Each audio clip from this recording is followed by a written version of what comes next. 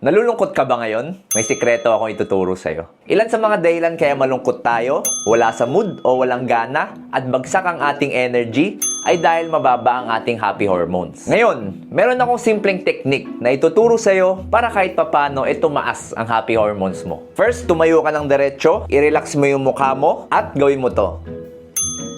Ngumiti ka kahit walang dahilan. Ang nangyayari kasi kapag nagko-contracto yung muscles natin sa muka, nagsasend yan ng signal sa brain and na-interpret yun ng brain natin na masaya tayo. So ang resulta, si brain magpuproduce siya ng maraming happy hormones. So pag ngumiti ka kahit walang dahilan, asahan mong tataas ang energy mo. Nakakatawa lang talaga o kaya magmumukha ka talagang tanga pag ginawa mo itong mag-isa. Pero scientifically proven po to as mood booster. Syempre ilan din sa mga tips para tumaas ang ating happy hormones. Dapat magbabad tayo sa araw, umiwas sa mga stress lalo na sa mga marites, at kumpletuhin ang ating tulog. So kung may tropa ka nang humingiti mag-isa, baka ito na ang dahilan. Tag mo siya dito.